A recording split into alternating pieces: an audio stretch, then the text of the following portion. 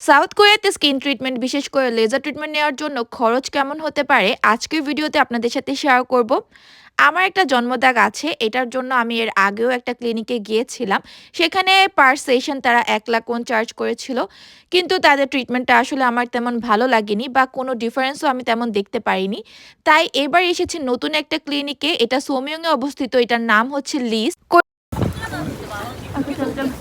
কার জানি এটা পড়ে গেছে, তো আমি লেট হয়ে গিয়েছি, তাই তাড়াতাড়ি যেতে হবে। আজকে ওয়েদারটা এত সুন্দর, ক্যামেরা এত সুন্দর আসতেছে কেন আসি।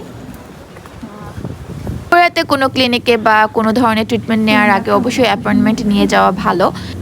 আমরা যাবো 6 এক্স রিনিউমি, আগে ছিল রিনিউমি। এক্ষেত্রে সময়টা আসলে বেঁচে যায়। যাওয়ার পর তারা আমার প্রবলেমটা দেখে আমাকে বলল যে তারা এই লেজার ট্রিটমেন্টটা দিতে চায়, পাশাপাশি কয়টা সেশন আমাকে নিতে হবে বা আমাকে কি, কি করতে হবে, খরচ কেমন হবে সবকিছু জানিয়ে দেয় এবং সবকিছু এগ্রি করার পর আমরা হচ্ছে বিলটা পেমেন্ট করি। আমার টোটাল খরচ হবে হচ্ছে পার সেশনে 1,32,000 ওন। বাংলাদেশের টাকায় 10,000 বেশি বা কম হতে পারে।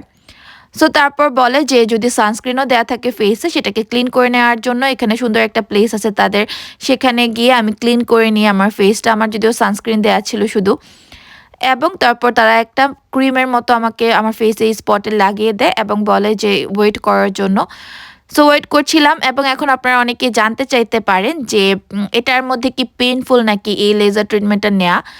অনেক বেশি পেইনফুল না, কারণ এখানে হচ্ছে তারা ইনজেকশন দিয়ে নিবে ফার্স্টে, তখন একটু আসলে চিমটির মতো ব্যথা যেটা হয় ইনজেকশন দিলে সেটা লাগে, বাট পরবর্তীতে আর কিছু ফিল করা যায় না। এবং এটা যেহেতু লেজার চামড়ার উপরে, সো পরবর্তীতে কোনো ব্যথাও আসে না, কোনো ইস্যু হয় না।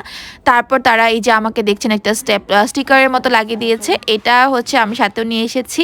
7 দিন পর্যন্ত এটা শুকানোর টাইম নিবে এবং তার আগ পর্যন্ত রোদে এটাকে কোনোভাবেই সংস্পর্শে নেওয়া যাবে না এই স্পট। সো আমি মাস্ক ইউজ করব। এই ছিল আজকের ভিডিও, সবাই ভালো থাকবেন, আল্লাহ হাফেজ।